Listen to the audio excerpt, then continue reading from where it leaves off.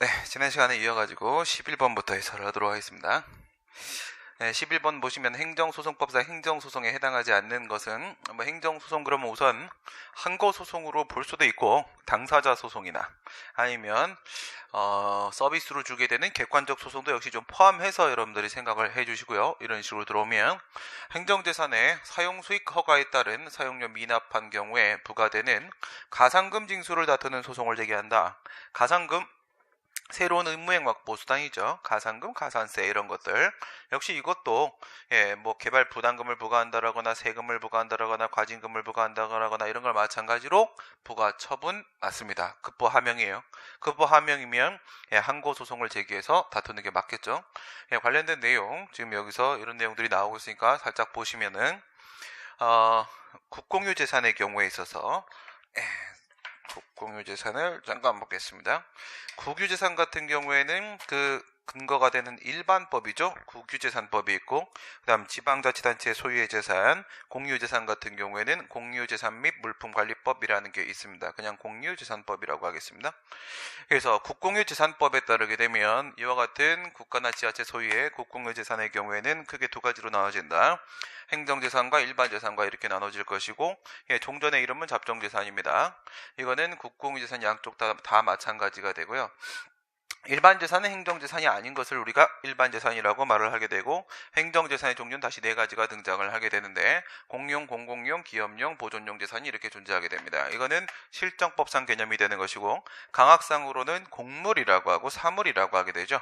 공익 목적으로 제공된 물건, 사익 추구 목적으로 사용하는 물건, 공물, 사물 이렇게 물건을 나누게 되고요. 공물이라는 것은 그 용도, 목적에 따라서 행정 주체가 직접 사용하면 공용물 이렇게 되고, 일반 공중이 사용하게 되면 공공용물, 그 다음 공익 목적으로 그 보존을 강제하게 되면 국보나 보물 같은 보존공물 이런 것들이 존재할 수가 있을 겁니다. 여기서 이 행정재산에 대한 것과 일반재산에 대한 것을 국공유재산법에 따르게 되면 뭐라고 하냐면, 다른 국민한테 사용하게 해줄 때 이건 사용허가의 방식으로 하도록 하게 되고, 여기는 대부계약의 방식으로 하도록 법에 정해져 있습니다. 위에는 이제 공물이니까 공법관계, 밑에는 사법관계 이렇게 될 테고요. 이 사용허가, 행정재산의 목적 외 사용허가라고 일반적으로 얘기를 하게 되죠. 행정재산의 목적의 사용허가는 그건 특허다라고 보는 게 우리 판례 입장이 되는 것이고요. 종전 같은 경우에는 아래에 있는 대부계약을 이 사용허가, 행정재산의 목적의 사용허가에 준용토록 하고 있었고요. 그것이 언제까지냐면 1976년도 제가 태어난 그 해 제가 개정을 했습니다. 국유재산법이 종전에는 준용하도록 돼 있었는데 이때 판례 있었습니다. 국유재산에서 행정재산의 목적의 사용 허가는 사법상 계약이다라는 준용 규정 때문에 판례가 있었고요. 그 다음 밑에 지자체 소유재산 2005년도에 법이 개정되는데, 종전 같은 경우에는 지방재정법에서 규정을 두고 있었고요. 그 후에 2005년도에 지방재정법이 지방재정법과 공유재산 및 물품관리법으로 분화됐고, 이 공유재산에 대한 문제는 공유재산법으로 넘어왔습니다. 근데 이쪽에는 판례가 없습니다. 행정재산의 목적의 사용허가가 사법상 계약이라는 판례는 없습니다. 그 다음 아래 부분에 보시게 되면 위에 있는 행정재산은 공법관계니까 물론인데, 밑에 보시게 되면 일반재산은 사법관계임에도 불구하고 만약 그것이 대체적 자기 의무의 불이행 문제라고 하게 되면 행정대 집행을 할 수 있다는 별도의 특별 규정이 있습니다.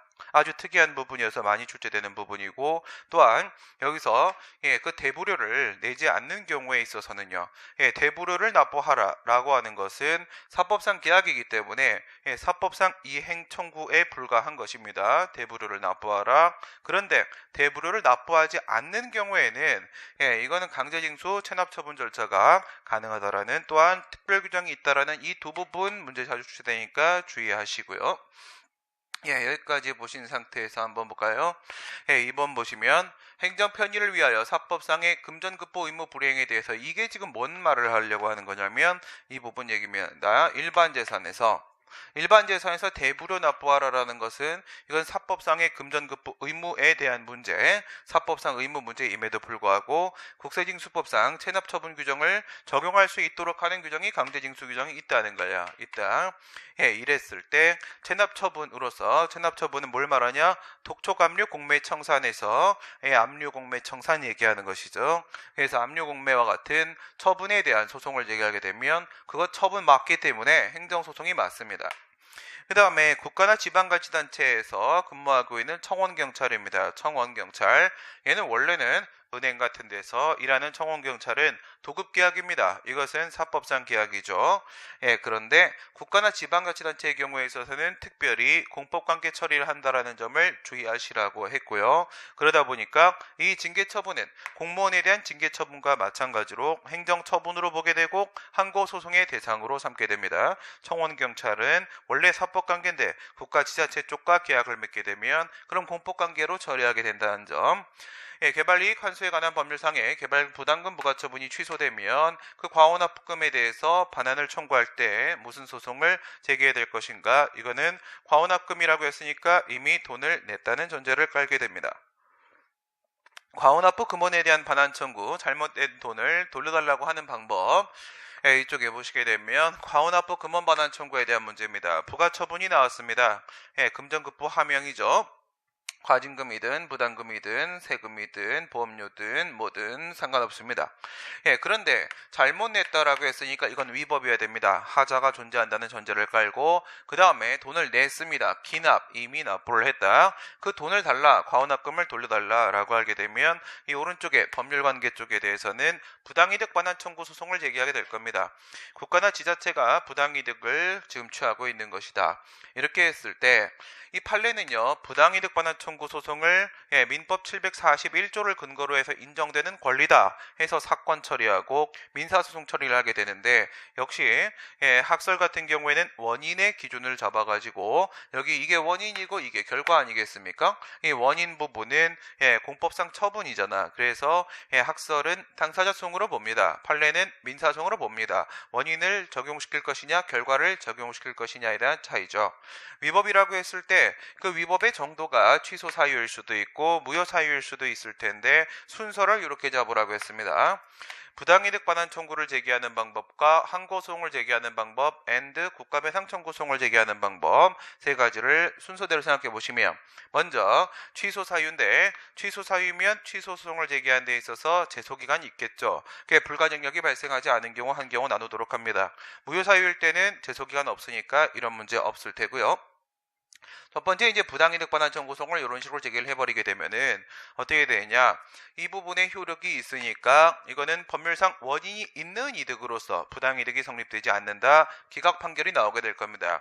그러면 그 효력을 원인을 제거하기 위해서 취소 소송을 제기를 해야 되는데, 취소 확정 판결에 기속력으로서 원상회복 의무가 인정되지 않기 때문에 이겨봐야 돌려받지 못합니다. 원칙적으로 소해이익은 없다라고 봐야 될 텐데 예외적으로 부수되는 이익으로서 재산적 이익이 인정됩니다. 취소 판결이 나와야만 비로소 부당이득 반환 청구가 가능해지는 부분이 있기 때문에 비로소라는 세 글자를 생각하게 되면 부수되는 이익이 인정될 수 있고요.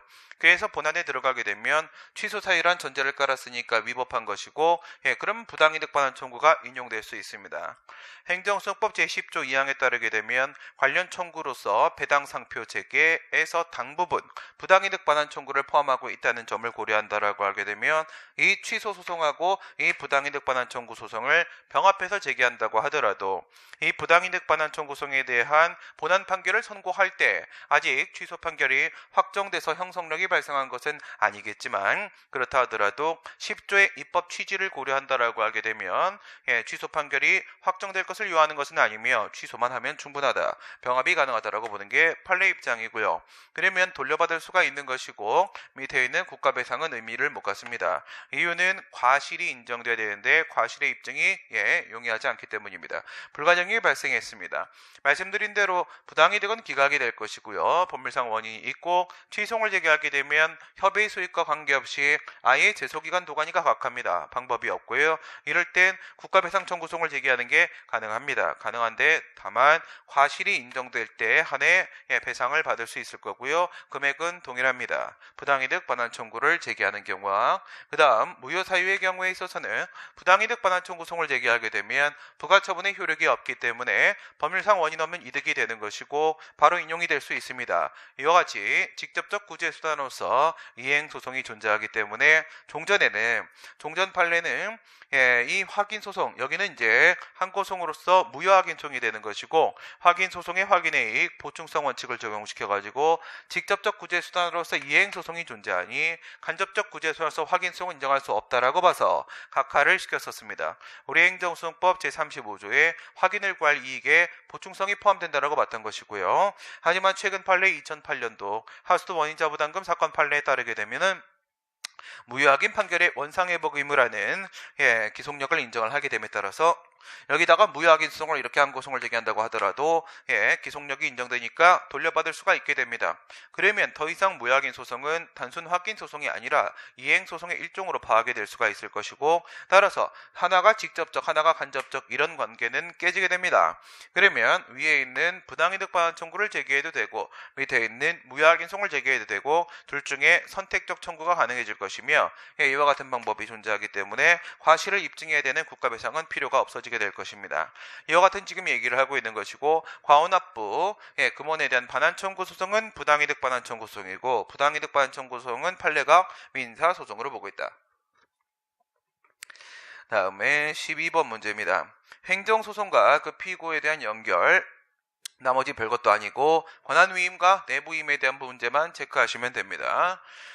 피고 적격과 관련된 부분을 생각을 해보시게 되면 위임을 한다라고 하게 되면 외부 위임과 내부 위임이 존재할 수 있는데 우리가 일반적으로 권한 위임이라고 하게 되면 그것은 외부 위임을 말하는 겁니다. 여기에는 지금 기간 위임을 상정을 해놓고 지금 그림을 그려놨습니다. 위임청이 권한을 위임을 했습니다. 위임청이 위임을 했는데 왼쪽 같은 경우에 권한 위임이니까 위임청은 자신이 가지고 있었던 권한을 상실하고 수임청한테 권한이 이전됩니다. 하지만 내부 위임 같은 경우에는 권한의 귀속점의 이전을 동반하지 않을 테고요. 그대로 권한을 위임청이 갖고 있게 되는데 정상적인 상황이라고 하게 되면 권한을 가지고 있는 수임청이 처분을 해야 될 것이며 위임청이 처분을 해야 될 것입니다. 이 정상적인 상황 밑에 보시게 되면 노란색 정상적인 상황에서는 정당한 권한을 가지고 있는 자가 이렇게 처분을 했을 땐 정당한 피고와 피고 적격자가 같습니다. 아무 문제가 없는 것이고 이 경우에는 이제 피고가 당연히 그냥 수임청, 이 경우에는 피고가 당연히 그냥 위임청 이런 식으로 될 겁니다. 다만 예외적으로 문제가 되는 것은 권한이 없는 자가 자신의 이름으로 처분을 했을 때가 문제가 될 수가 있겠죠. 권한이 상실이 되었는데 위임청이 처분을 하게 되면 권한 없는 자의 행위가 될 것이고 내부 위임에서 수임청이 자기의 이름으로 처분을 하게 되면 역시 권한 없는 자의 행위가 될 겁니다. 이럴 때 과연 피고가 누가 될 것인가 문제가 생기는데 정당한 권한이 없는 자가 처분을 하게 되면 정당한 피고하고 그 다음에 그 피고 적격자가 불일치하는 결과가 발생을 하게 됩니다. 정당한 피고는 정상적인 상황을 얘기하는 것이고 정당한 권한자가 정당한 피고가 되며 그 다음 피고 적격자는 외부적 명의자라고 판례가 판시를 하고 있습니다. 그래서 이 분홍 색깔 같은 경우에는 그냥 외부적 명의자로서 위임청이 피고되고 수임청이 피고되고 이런 식으로 될 겁니다. 이 상황을 가지고 한번 들어가 보도록 할게요. 대통령의 검사 임용 처분에 대한 취소를 얘기한다라고 했을 때 대통령의 처분에 대한 소송을 대통령을 피고로 해서 소송을 제기하면 안 됩니다. 우리 문재인 대통령님 많이 바쁘십니다. 그렇기 때문에 누구를 한다? 소속 장관이에요. 소속 장관. 검사, 소속, 법무부 이걸 하는 거예요. 소속 장관이기 때문에 법무부 장관을 피고로 해서 소송을 제기해야 될 겁니다. 그 다음에 어디를 보시냐면은 이거를 먼저 보시게 되면 밑에 거 비슷한 거 디귿. 헌법재판소 소장이 소속 직원에 대해서 내린 징계 처분에 대해서 행정심판 거쳐가지고 이제 소송을 들어간다 이겁니다. 이렇게 들어갔을 때 피고는 누구냐? 이건 헌법재판소 소장이 아니라 사무처장입니다. 국회 그러면 국회 사무총장이 되는 것이고, 법원 그러면 법원 대법원장이 아니라 법원 행정처장이 되는 것이고, 여기에는 사무처장이 피고가 됩니다. 단순한 문제 2개 잡아주시고 니은과 리을하고 들어가도록 합니다. 그러니까 이런 부분에서 여러분들이 틀리시는 거예요. 이런 부분에서 국가직대와 난도 차이를 좀 느끼셨다면 이런 부분인데요. 말장난을 아주 지금 좋아하시는 분이 들어오셨어요. 재치 넘치시고요. 국토교통부 장관으로부터 위임청입니다. 내부임을 받은 국토교통부 차관이 이건 전형적인 내부임으로서 위임전결이죠. 보조기관한테 한 위임전결입니다. 처분을 했는데 차관이 처분을 했다는 거예요. 소송을 제기하면 누가냐? 이런 문제인데요. 내부임이죠. 만약에 차관이 자신의 이름으로 처분을 했다라고 하게 되면 차관이 피고가 돼야 될 겁니다. 뭐지? 그 다음 환경부 장관이 권한을 위임받은 서울특별시장이 내린 처분에 대한 소송이라고 합니다. 이건 외부임, 권한 위임이 되는 것이니까요. 만약 여기서 서울특별시장이 처분을 했죠. 이건 뭐 전혀 문제가 없네요. 그죠? 이렇게 되면은 서울특별시장이 당연히 피고가 됩니다. 권한도 누가 가지고 있어요? 서울특별시장이 가지고 있죠. 그러면 이거 리을 맞는 거 우선 잡아줄 수 있고, 그럼 니은 한번 보세요. 니은 이거 어떻게 할 거냐 했을 때 지금 여기서 말씀드리기를 분홍색에서 정당한 권한이 없는 자가 자기의 이름으로 처분을 했을 때 과연 피고가 누굴까? 정당한 권한자일까? 아니면 외부적 명의자일까? 이런 문제가 생길 수가 있었던 건데요. 지금 저기 보시게 되면 국토교통부 차관이 이 표현이 없어요. 자신의 이름으로 라는 표현이 없어요. 그렇죠? 자신의 이름으로 라는 표현이 없으니까 이럴 때는요, 이거는 주관식 출제하시는 교수님이 객관식 들어오신 느낌인데요. 무슨 느낌이냐면 아무 말이 없으면 일단 정상적인 상황으로 상정하는 겁니다. 문제를 풀 때는 특별한 언급이 없을 때는 정상적인 상황이다. 그러면 장관으로부터 내부임을 받은 차관이 처분을 하는데 아무 말 없으니까, 자신의 이름으로라는 말이 없으니까 정상적인 상황이라고 하게 되면 차관이 누구 이름으로 처분을 했겠어요? 차관이 장관 이름으로 처분했다라는 전제가 깔려야 된다라는 겁니다. 그래서 특별한 언급이 없으면 정상적인 상황으로 본다라는 메시지 하나 받아두시고요.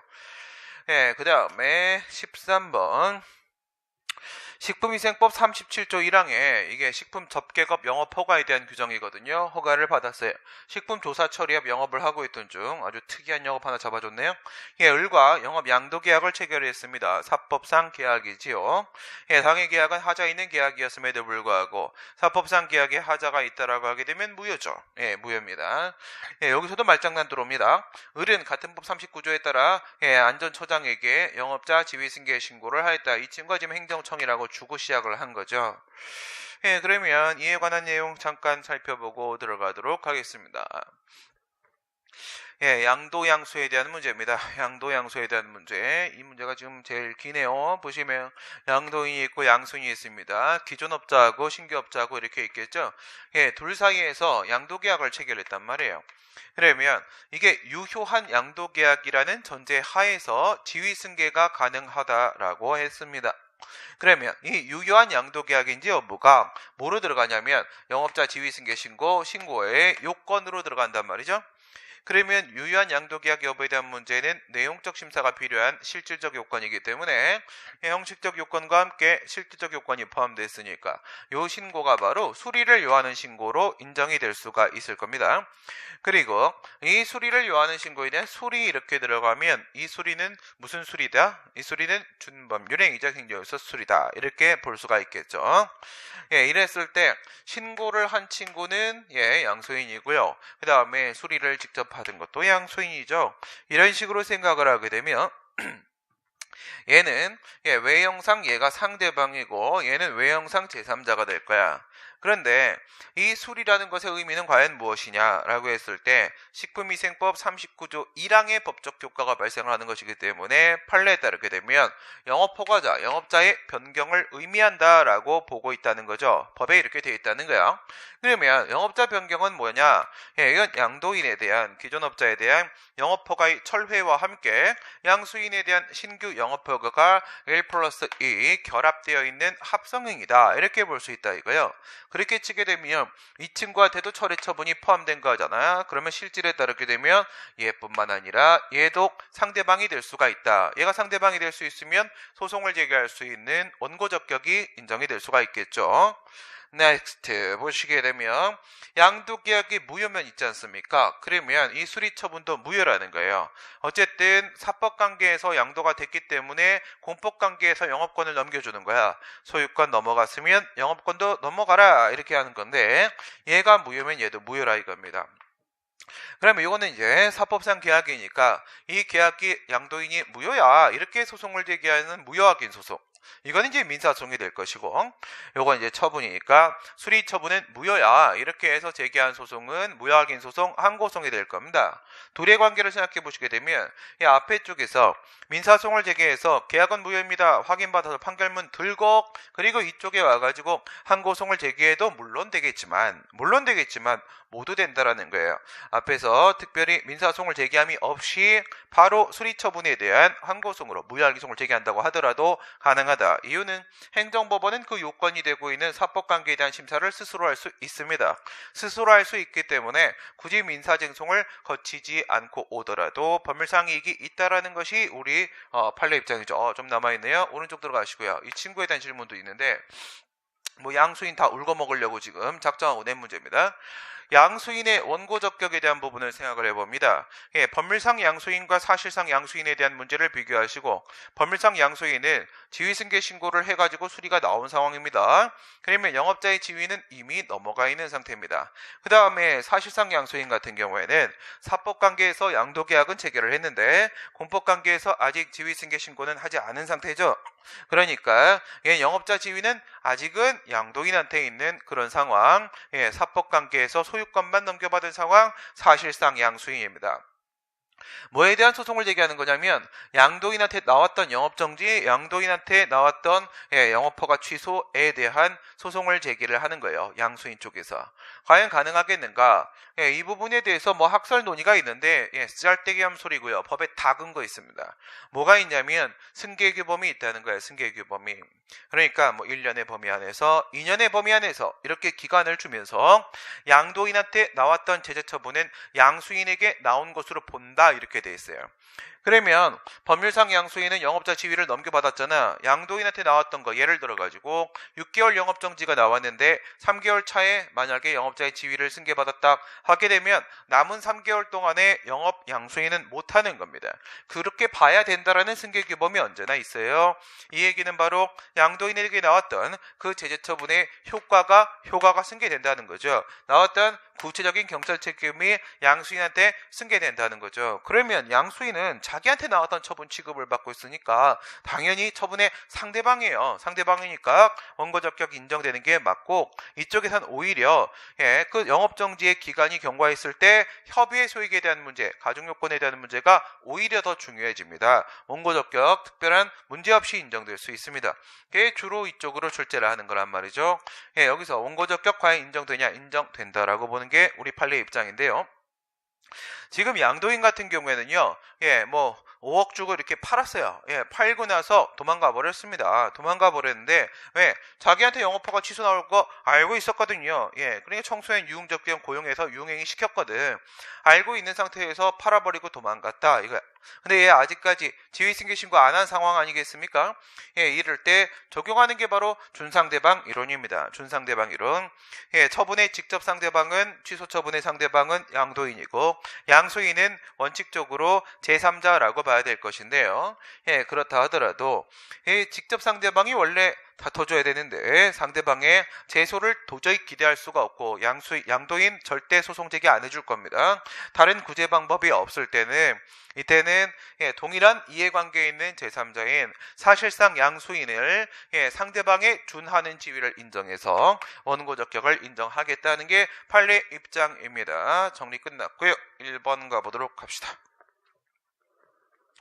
식품의약품안전처장 행정청이 의리 신고를 수리한다면 이는 실질에 있어서 을에게는 적법하게 사업을 양수인이죠. 할 수 있는 권리를 설정해주는 행위이다. 이게 지금 말장난이 심하게 들어왔어요. 저도 이거 보고 속을 뻔했거든. 사실 속았을지도 몰라. 실제 시험장이었으면. 왜 그런 거냐면 무효잖아요. 그죠? 계약이 무효잖아. 계약이 무효면 양수인 같은 경우에는 적법하게 영업 사업을 할 수 있는 권리가 인정이 안 된단 말이에요. 안 되는 건데 지금 여기서 이 사안에서 그렇다는 얘기가 아니에요. 지금 이 사안에서 그렇다는 얘기가 아니라 뭐라고 했어? 수리는 이런 행위를 의미하는 것이다까지만 드라이하게 말하고 끝났다는 거예요. 지금 여기서 을에게 적법하게 사업할 수 있는 권리가 있다 그게 아닙니다. 을에게 권리가 있다 이게 아니라 그냥 수리라는 것은 이런 것이다 이런 거예요. 수리라는 건 이런 것이다. 그러니까 여기서 얘기했던 어디까지 가서 여기까지 갔네. 수리라는 것은 얘한테 대한 신규 영업 허가를 포함하고 있는 것이다. 그냥 거기까지 얘기를 한 겁니다. 그리고 또한 저 신규 영업 허가기 때문에 금지 해제 행위인데 판례는 원래 말을 막 하는 스타일이잖아요. 아무 말이나 막 던집니다. 그런데 이게 권리 설정이 아니잖아. 특허가 아니잖아요. 근데 이거를 금지 해제를 그냥 판례가 그때 말을 막 했거든요. 권리 설정이라고. 그걸 또 그냥 갖다 놓은 거예요. 그냥 갖다 놓은 거야. 아무 고민 없이. 그러니까 이분이 지금 말장난을 아주 하고 싶어갖고 아침에 뭐 재밌는 일이 있었던 거야. 근데 이렇게 되면 학생들의 인생이 별로 재미가 없어진다라는 문제가 있지요. 그 지옥행 열차 한 50% 티켓 끊었다. 이 정도 생각하시면 되겠고, 식품의약품안전처장이 의뢰 신고를 수리하는 경우에 갑과 을 사이의 계약이 무효라면 수리도 무효이다. 그렇죠? 요건이 완전히 음결됐기 때문에 이거는 일반적으로 무효라고 본다고 했습니다. 처장 의뢰 신고를 수리하기 전에 갑의 영업허가 처분이 취소되는 경우에 무슨 말이에요? 수리 전 사실상 양수인 얘기하는 것이고 취소 처분이 나왔다고 했을 때 양수인이 양도인에 대한 취소 처분을 다툴 수가 있느냐, 법률상 이익이 있느냐 이겁니다. 을이 갑에 대한 영업허가 처분의 취소 정말 안타까웠네요. 이거 제가 손댄 거 아니거든요. 이거 그냥 복사해 붙인 거. 이거 문제 오르네요. 그죠? 을이 영업허가 처분을 다투는 게 아니라 영업허가 취소 처분의 취소를 구하는 소송을 얘기하는 거잖아요. 그죠? 이건 지금 봤네. 당연히 취소 처분에 대한 소송이라고 생각하고 읽었는데 이건 뭐예요? 영업허가 처분을 얘가 왜 다툽니까? 자기가 불리해지는데. 뭐야? 그러면 법률상 이익은 없다. 그래도 뭐 말은 되네요. 말은 되네, 그치? 당연히 법률상 이익이 없네요. 잠깐만. 이게 지금 취소 처분의 취소를 갈 법률상 이익은 있다가 정답이니까 이렇게 되면 이게 X, 틀린 게 3번이 돼야 됩니다. 그런데 이게 영업허가 처분의 취소를 간 법률상 이익은 당연히 없어요. 이러면 이거 맞는 지문이네. 그렇죠? 지금 자기가 이거를 양수받고 싶은 건데, 그죠? 이걸 양수받고 싶은 건데, 그걸 자기가 취소를 가하면 제정신이 아닌 거잖아. 이거 문제 오르네? 지금 이의제기가 지났습니까? 이의제기 해서 뭐합니까? 그죠? 네, 넘어갑시다. 넘어가시고, 이거. 그 문제는 큰 거야. 갑은 민사쟁송으로 양도양수 행위의 무효 확인을 구함이 없이 아까 말씀드린 대로 민사쟁송으로 무효 확인을 구하고 그 다음에 행정소송으로 넘어와도 되고 그렇지 않아도 된다라고 했죠. 막바로 얘가 피골태고 당연히 행정소송으로 수리처분의 무효 확인 소송을 제기할 수 있는 협의의 소익이 인정이 된다고 했습니다. 13번 이상했습니다.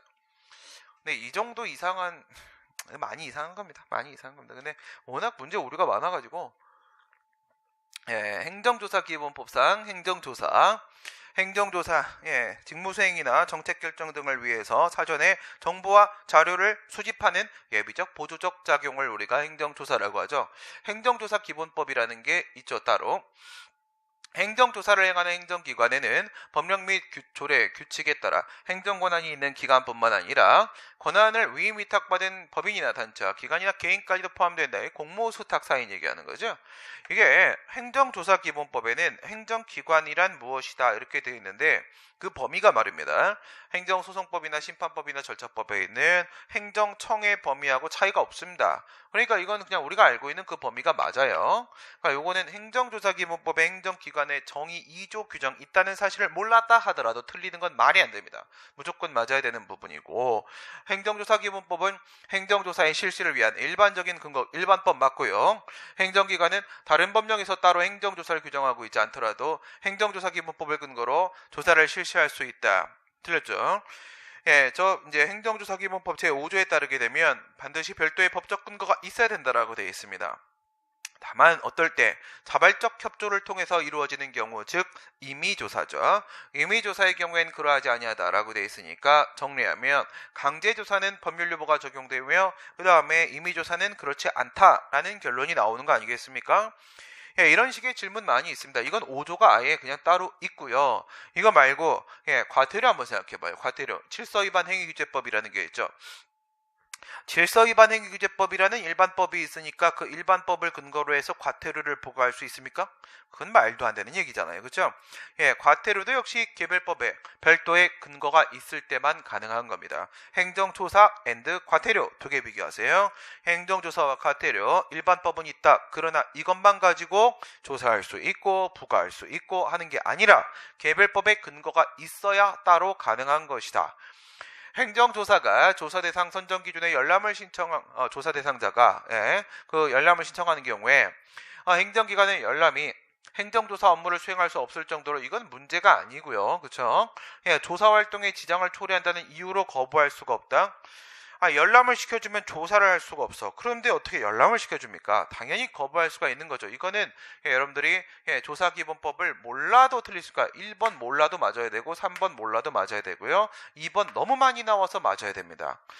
틀리면 맞습니다. 정기조사, 수지조사를 실시한 행정기관의장은 조사 대상자의 자발적인 협조를 얻어 실시하는 경우가 아니나 임의조사, 비권력적 조사, 빼고는 동일한 사안에 대해서 이건 뭐 임의적으로 협조를 하게 되면 자기가 뭐 큰 의미 없기 때문에 큰 무리 없으니까 그래 들어오세요 이렇게 하는 거잖아. 그건 뭐 상관없지.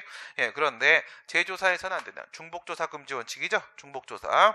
조사는 한 방에 가는 겁니다. 여러 번 걸쳐 가게 되면 회사 운영이 안 됩니다.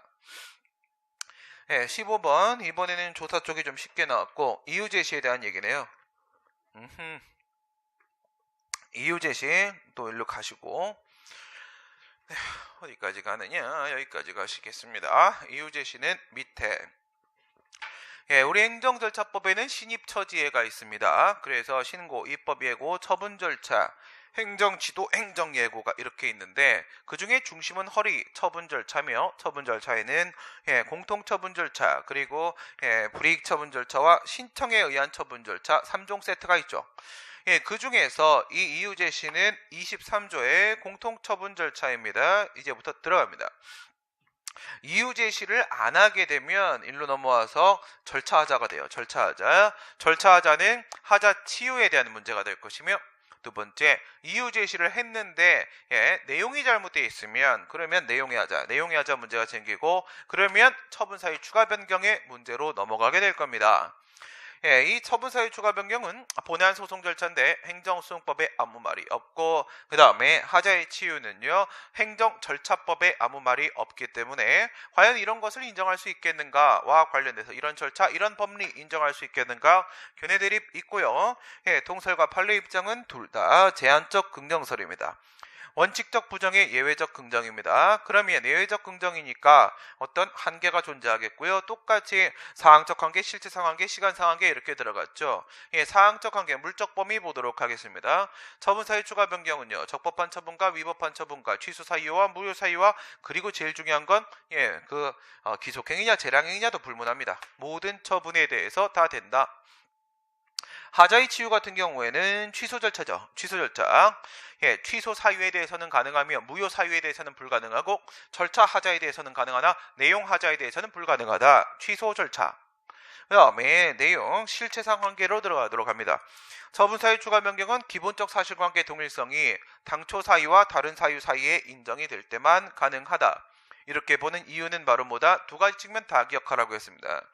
첫 번째, 원고의 방어권을 보장해야 된다는 측면하고요. 만약에 기사동이 깨지면 깜놀하기 때문에 불측의 손해가 발생해서 방어권 침해가 생길 수 있습니다.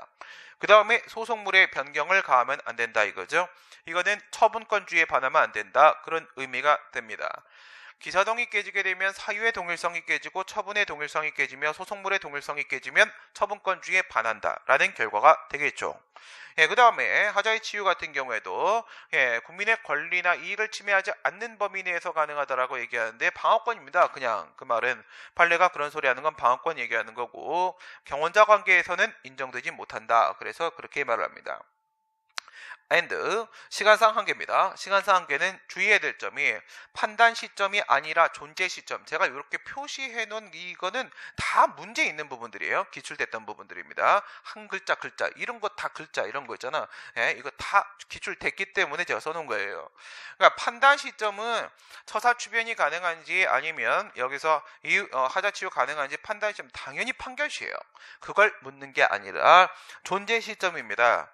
처분 사유 추가 변경에 다른 사유로 바꾸는데 다른 사유의 존재 시점, 하자 치유 사후 보완 행위로 인해서 하자가 치료되었는지를 보는데 사후 보완 행위의 존재 시점.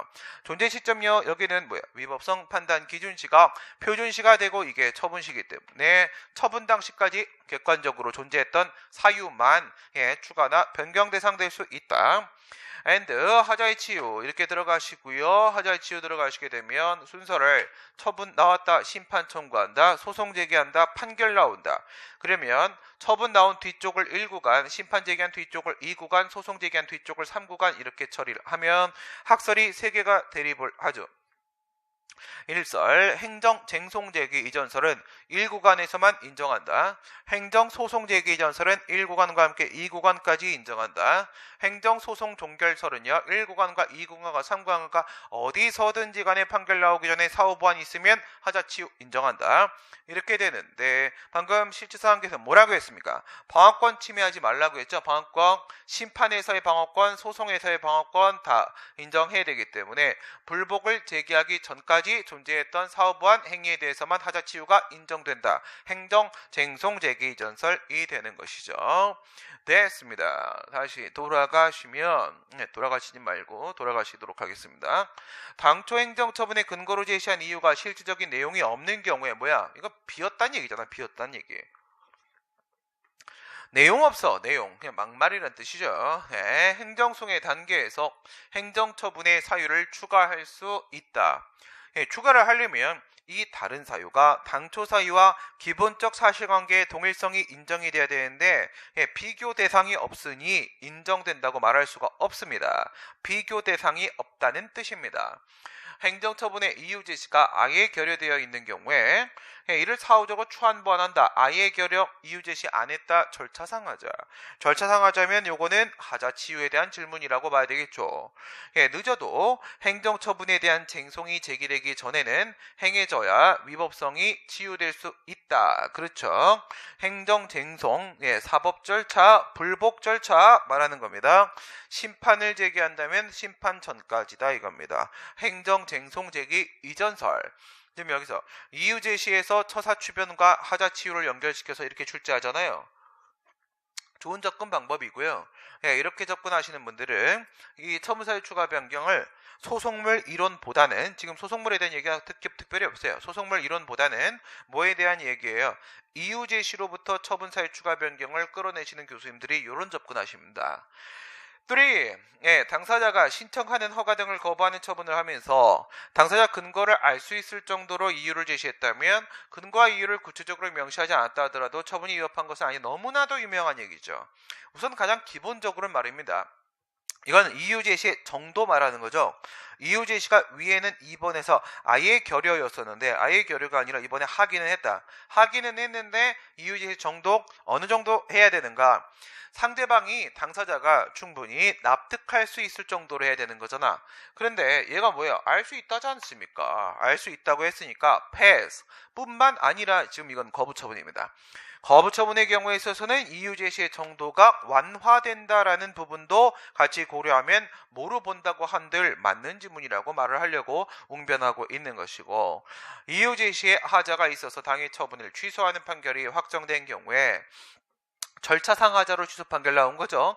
얘 나와버리면 이제 기속력 얘기하려고 드는 것이고, 처분청 피고가 이유 제시 하자를 보완하여 위법 사유 시정입니다.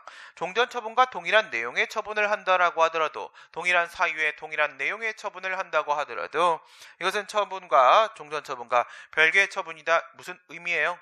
기속력에 위반되지 않는다. 그렇죠. 위법 사유를 시정했으면 기속력의 객관적 범위를 벗어났기 때문에 적용되지 않으면 위반도 존재할 수 없는 것이겠죠. 기속력 위반이 아니라고 얘기하고 있는 거고, 판례가 말입니다.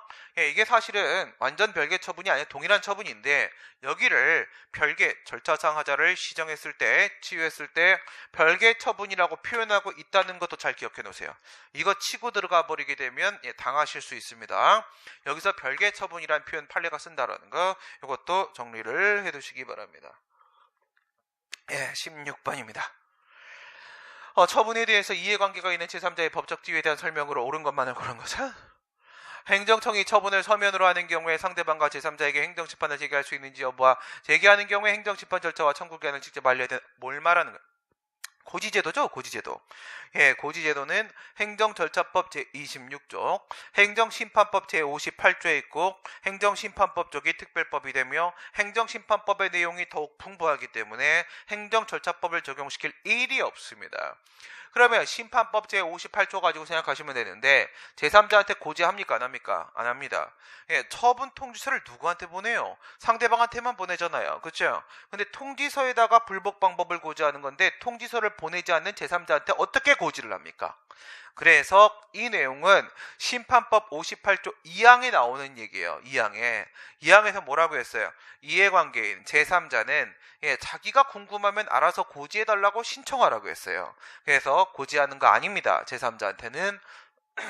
행정소송의 결과에 따라, 다시 따라오시고, 제3자유 행정행위에 대한 문제입니다. 이거는 1, 2, 3, 4라는 프로세스 가지고 그냥 들어가는 게임이라고 했었잖아요. 그렇죠? 요래 들어가게 되면 소송재판, 본안재판, 법원 판결, 그리고 여기에는 판결 이후까지 해서 4개로 확대가 되는 겁니다. 3개에서. 제3자의 원고적격, 제3자의 소송 참가, 제3자에게 형성력 미치고 제3자의 재심 청구에 대한 얘기죠. 했을 때 얘는 처분의 제3자, 소송의 제3자, 처분의 제3자, 소송의 제3자의 권리를 보호하기 위한 것입니다. 소송의 제3자들은 처분의 상대방들이 될 것이고요. 이렇게 되겠죠? 지금 이 구도 가지고 얘기하는 거고, 여기에는요 판결 얘기할 때는 효력이 중요한 부분이니까 당연히 확정되었다는 전제를 깔고 생각을 하셔야 하겠습니다. 가시면 2번입니다. 행정소송의 결과에 따라서, 결과는 인용도 가능하고 이제 기각도 가능한데, 저기 이렇게 있는 제3자 행정행위는요 인용되는 경우를 말하는 거죠. 인용되는 경우, 기각 쪽에도 참가할 수 있고요. 권리 또는 이익의 침해 우려가 있는 제3자는 행정소송에 참가할 수 있는데 신청을 통해서도 할 수 있고요. 제3자의 신청이든 아니면 당사자의 신청이든 법원의 직권이든 참가의 범위는 상당히 폭넓게 인정됩니다. 재심 청구를 방지하기 위해서 참가인인 제3자는, 이 친구 뭐예요? 참가인. 공동소송적 보조참가인이죠. 공동소송적 보조참가인. 그러니까 민사소송법 제67조를 준용하도록 하고 있었고요. 공동소송인의 지위가 인정이 됩니다. 그러면 공동피고 되는 거죠. 공동피고. 얘도 당사자 돼버립니다. 실제로 소송에 참가해 소송행위를 했는지 여부와 불문하고, 어쨌든 참가했잖아. 근데 실제로 들어와서 뭔 짓을 했냐, 주장을 했느냐, 공격방어를 했냐 와 관계없이 판결의 효력을 받는다. 맞잖아요. 얘 당사자잖아. 그쵸? 공동피고니까 당사자입니다. 더는 설명하지 않겠습니다. 당사자니까 당연히 판결의 효력을 받습니다.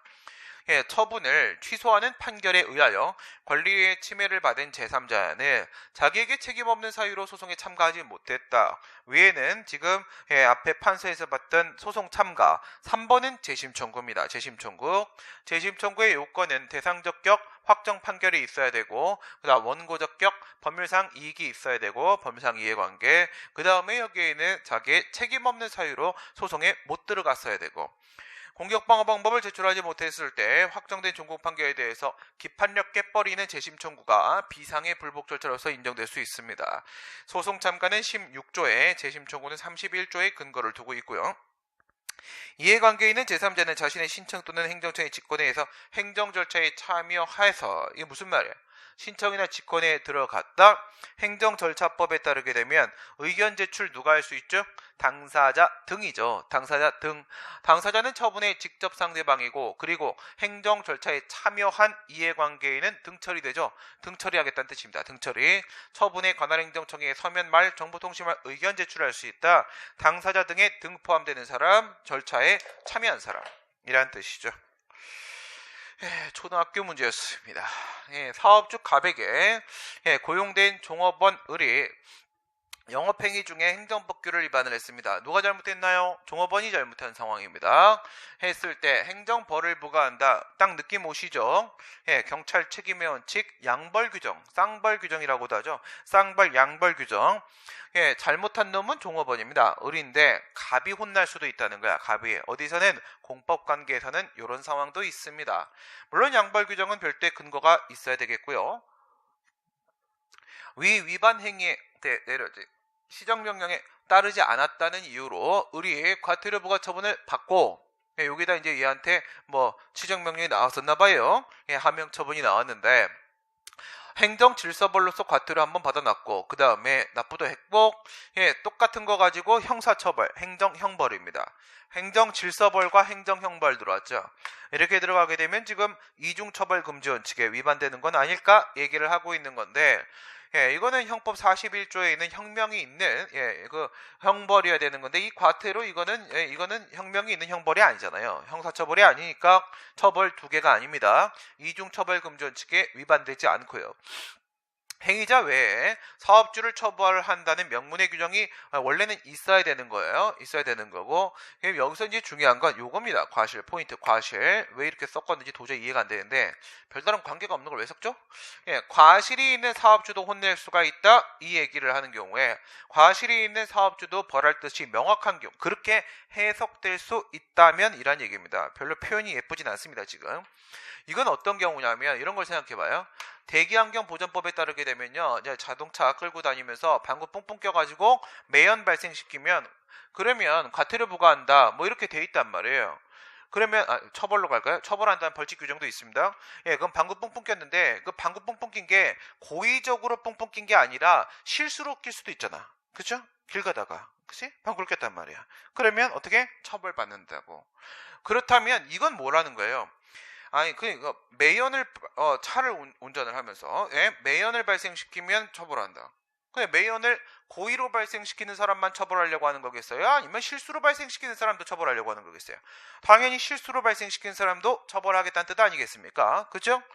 그러는 경우에는 과실이 있는 사람도 처벌할 수 있는 것으로 해석해야 한다는 거예요.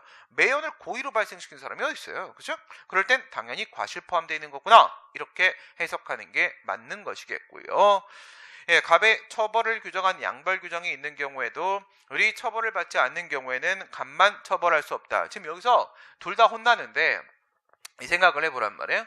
이 친구 같은 경우에는 이걸 우리 강론에 있는 경찰법 파트의 문제로 처리하게 되면요. 행위 책임 문제란 말이에요. 얘가 지금 법규 위반 행위를 했죠.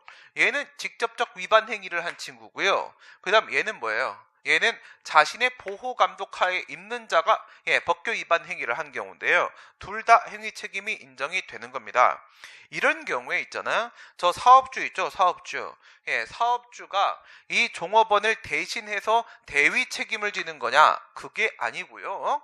얘는 법규 위반 행위, 불법 행위에 대한 책임을 지는 거고 얘는 보호 감독하에 있는 자의 행위니까 자신의 관리 감독 행위에 대한 책임을 지는 자기 책임입니다. 뭐라고? 대위 책임이 아니고 자기 책임이다 이거야. 자기 책임. 그러니까 이 종업원이 혼이 났는지 안 났는지 관계없이 사업주 당연히 혼 내야 되는 겁니다. 자신이 관리 감독을 소홀하게 한 거니까 그에 대한 자기 책임을 지는 게 맞는 겁니다. 의뢰 위반 행위가 과태료 부과 대상인 경우에 의뢰 자신의 행위가 위협하지 아니한 것으로 오인했다. 과태료 부과할 수 없다. 오인 이것만 갖고 끝나는 건 아니에요. 바보는 오인을 엄청 많이 해요. 그렇죠? 6인 7인도 막 합니다. 그게 문제가 아니라 언제나 절대적인 기준이 하나가 있지. 뭐예요? 오인의 정당한 사유입니다. 오인의 정당한 이유가 있으면 제재하지 않습니다. 이거는 여기서만 해당 사항이 있는 게 아니라 5인의 정당한 이유가 있으면 5명의 정당한 이유가 아닙니다. 잘못 판단한 정당한 이유가 있으면 되는데 5인만 갖고는 안 됩니다. 5인 갖고 한 10인, 15인 정도 돼야 되겠죠. 18번입니다. 행정강제죠. 실효성 확보사는 행정강제와 행정벌이 있죠. 행정강제는 사전에 의무를 부과하는 강제집행과 사전에 의무를 부과하지 않는 즉시강제가 이렇게 있을 겁니다. 의무를 부과 사전에 하지 않는 즉시강제는 시간 또는 성질상 의무를 부과할 수 없기 때문에 그런 것이고요. 시간과 성질. 옳지 않은 거 찾겠습니다. 관계법령상 행정대집행의 절차가 인정돼서 행정청이 행정대집행의 방법으로 건물의 철거 등 대체적 자기의무의 이행을 실현할 수 있는 경우에 뭔 소리? 이거는 자력강제력을 행사할 수 있는 경우죠. 자력강제력을 행사할 수 있는 경우에 법원의 힘을 빌리는 민사소송의 방법으로 타력강제력을 빌리려고 들면 안 된다라고 보죠. 더 간이한 방법으로 해결할 수 있으면 뭐 또 소송 제기해가지고 집행권은 받아가지고 또 막 이렇게 하지 말고 그냥 바로 한 방에 가시라라는 얘기입니다. 국세징수법상 체납자 등에 대한 공매 통지는 물론 공매 이렇게 들어가게 되면 세 개죠. 공매 결정, 공매 통지, 공매 이렇게 들어가는 거죠. 공매 결정은 내부적 행위, 내부적 결정. 공매 통지는 공매 처분을 하기 위한 절차 요건, 처분 절차. 그다음 공매, 이 공매가 대리로서 처분이 되는 것이죠. 그렇습니다. 공매 통지는 체납자 등의 법적 지위나 권리임에 영향을 미치는 게 아니기 때문에 처분 아닌 건 맞고요. 처분은 아니고 공매 통지가 적법하지 아니한 경우에도 그에 따른 공매 처분이 위협해지는 건 아니다. 그게 아니죠. 이건 이 공매 처분의 절차 요건입니다. 그래서 공매 통지를 아예 하지 않거나 공매 통지에 하자가 있으면 공매 처분의 절차상 하자가 발생을 하는 것이겠고요. 이행강제금의 납부 의무는 이행강제금은 뭐랑 항상 이렇게 들으면 비교를 해야 돼요. 승계되는 거 과태료나 과징금이죠. 과태료나 과징금은 상속인 포괄 승계가 된다라고 했는데 이행강제금은 일신전속적 성격을 띠는 특징이 있습니다. 상속인 기타 사람에게 승계가 될 수 없고요. 일신전속적 성격하는 거 맞고요. 이미 사망한 사람, 근데 이건 앞에 거 없어도 마찬가지인데 조금 더 물론 이제 보강하는 논거가 될 수는 있겠죠. 사망한 사람에게 이행강제금 부과한 내용의 처분은 당연히 무효이다. 그렇죠? 죽은 사람한테 하면 무효고요. 행정청이 행정대집행의 방법으로 철거 의무의 이행을 실현할 수 있는 경우에 점유자들이 적법한 행정대집행의 위력을 행사하여 방해한다면 화염병 던지는 거죠. 포크레인이 들어올 때 포크레인에다가 우리가 대꾸리병에다가 신나를 100% 넣어가지고 화염병을 던졌다. 형법상 공무집행방해죄 범행방지 차원에서 경찰의 도움을 받을 수 있다. 뭘 질문하려고 하는 거야? 이거를 독일에서 인정을 한단 말이죠. 근데 우리도 되냐? 우리 인정 안 한다 이거죠. 무슨 뜻이냐면 행정대집행법에는 저렇게 저항할 때 이 지금 대집행은 뭡니까? 수인 의무를 부과하는 하명 아닙니까? 수인 의무 부과하는데 수인하지 않고 막 저항한단 말이야? 했을 때 행정대집행법의 명문의 근거가 없음에도 불구하고 실력 행사로 제지할 수 있겠는가? 안 되고요. 안 되고 어떻게 해야 돼요? 경찰의 응원을 요청해야 되고요. 얘들이 화염병 막 던지면 지금 대집행을 적법하게 하고 있는 것이기 때문에 공무집행방해가 성립이 될 수 있고 경찰이 와서 현행범으로 체포해가는 방법으로 처리를 해야지 대집행 나간 공무원들이 가끔 막 두드려 패고 그러면 안 됩니다. 그런데 보통 그러죠. 그죠? 그게 다 불법 철거예요. 불법 철거. 용역 깡패들 부르다가 걔네들이 지금 실력 행사하는 거거든요. 그러면 안 됩니다. 경찰 불러야 됩니다. 경찰이 와야지. 용역 깡패가 하면 안 됩니다. 협의의 소익입니다. 이거 1번 이거는 진짜 이렇게 내면 안 됩니다. 이거는 앞뒤 팔 다리 다 자르고 내면 이거 무슨 소리 나는데 무슨 말인지 못 알아듣어.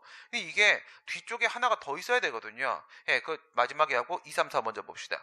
예, 배출 시설에 대한 설치 허가가 취소된 후에 그 배출시설이 철거되어 가동할 수 없는 상태라고 하더라도 그 취소 처분이 위법하다는 판결을 받아 손해배상 청구 소송에서 이를 원용할 수가 있다면 배출설의 소유자는 당해 처분에 취소를 할 법률상이익이 있다. 지금 뭐래요? 허가 취소야. 허가 처분이 있죠? 당초 처분. 그 다음에 취소 처분이 있어야. 그리고 나서 취소 판결이 있죠? 그럼 뭡니까? 취소의 취소. 그죠? 취소의 취소인데 우리 통설 판례 절충설에 따르게 되면 원처분이 허가 처분이죠. 수익적 처분이니까 취소의 취소가 인정될 수 있을 것 같죠. 제가 뭐라고 말씀드렸어요? 이 취소의 취소는 작용법의 문제뿐만 아니라 쟁송법의 문제에서도 다루어지고 쟁송법의 문제로 들어오게 되면 권리보호이익이다. 협의의 심판이익, 협의의 소익 문제로 취소의 취소가 연결될 수도 있다라고 누차 말씀드렸지 않습니까? 이거 인정하는 교수님 유지태 교수님밖에 없는데 그러면 이거 박종수 교수님인가? 네. 이거 이렇게 가시는 분들 많이 안 계신데 아무튼 간에 그거 제가 설명한 그 내용이에요. 취소의 취소가 쟁송 들어온 겁니다. 쟁송 이렇게 온 건데 근데 이건 앞에 단서가 하나 붙었잖아. 생각해봐. 취소의 취소로 수익이니까 부활시킨다고 쳐봐요. 근데 이게 허가가 가능할 때 부활을 시키는 거거든요. 근데 지금 이건 뭐냐? 객관적인 장애 요인이 있어요. 허가를 할 수가 없잖아요. 지금 이거는 더 이상 이 공장을 가동할 수가 없는 상황인데 허가를 어떻게 합니까?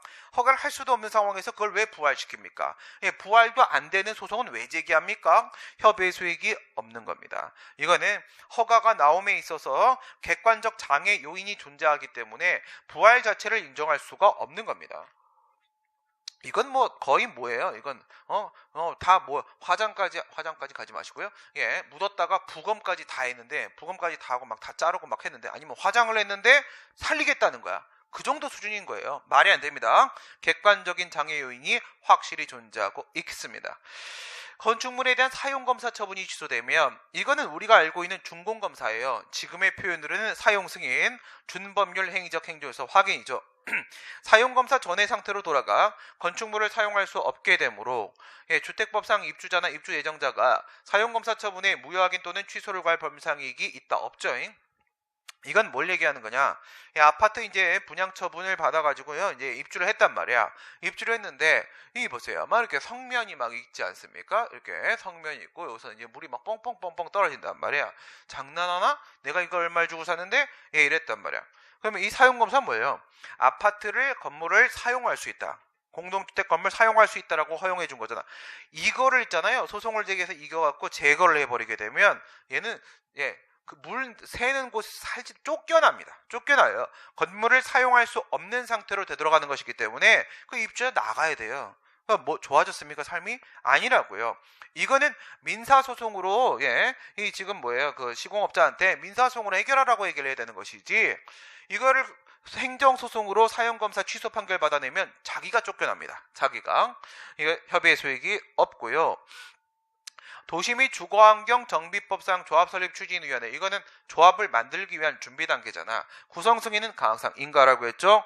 소송이 계속 중에 조합설립 인가처분이 나왔어요. 저건 뭐예요? 인가 플러스 특허의 성격을 가지고 있다. 이루어졌다면 조합설립추진위원회 구성승인에 대한 소송을 제기할 이익이 있겠습니까? 아니고요.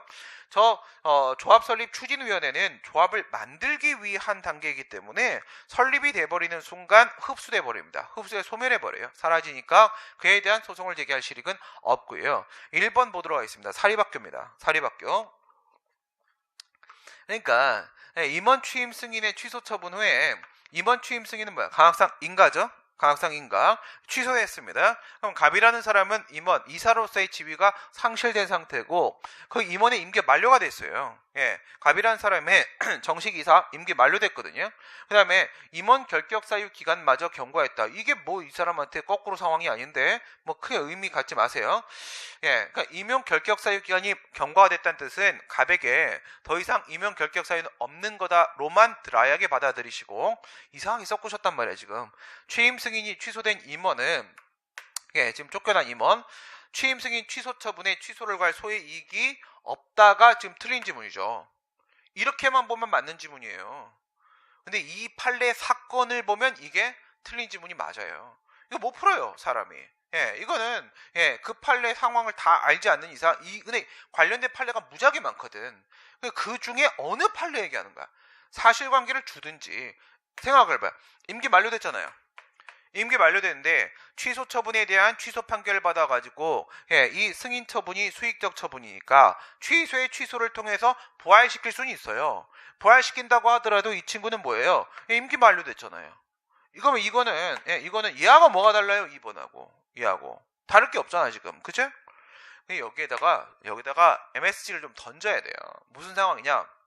갑이 쫓겨났어요. 취임 승인이 취소가 돼서 쫓겨났고요. 결격 사유 있다고.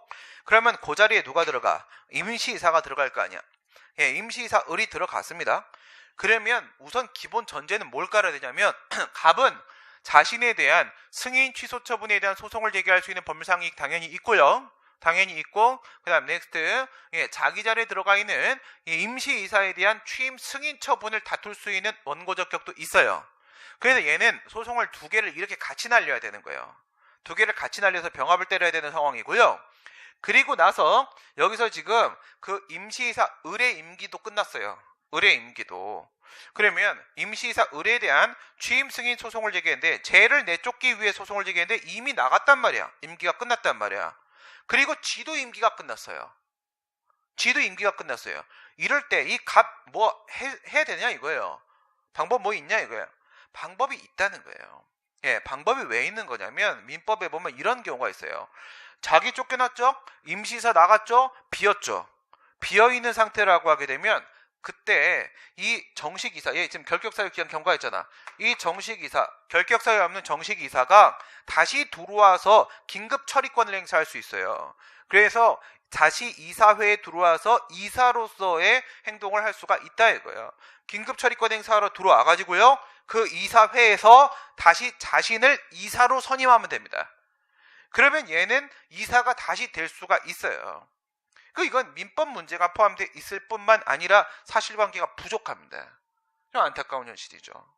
그런데 어쨌든 소의 이익이 있다예요. 그래서 긴급 처리권 때문에 임시이사도 임기가 끝나고 나도 임기가 끝났는데 나의 결격 사유가 지금 없는 상황으로 인정받을 수 있다면 이 소송을 제기해가지고 내가 이기게 되면 나는 긴급 처리권을 행사하러 이사회 복귀가 가능합니다. 복귀가.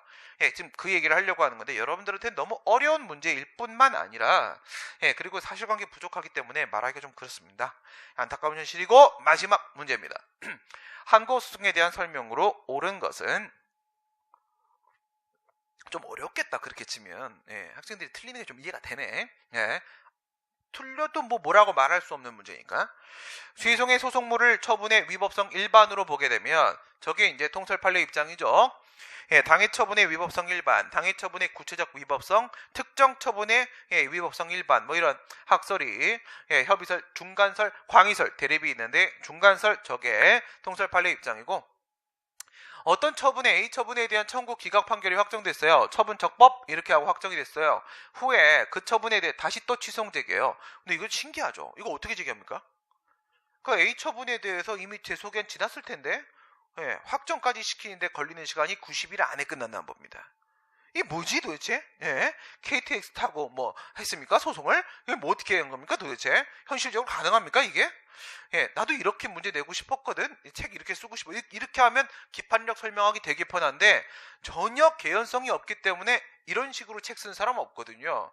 여기 그게 뭐가 들어와야 돼? 원래 보통 무효확인 소송이 들어오는 거잖아. 무효확인 소송이 이미 재소기한이 도과됐기 때문에 또 다투고 싶으면 무효확인 소송 제기하는 방법밖에 없잖아요. 근데 뭐 그렇다 칩시다. 이거 뭐 가상의 세계인가 봐. 무슨 뭐 사이버입니까? 오늘 문제 왜 이럽니까? 위법성을 주장할 수 있다. 기판력 미치죠? 안 되죠.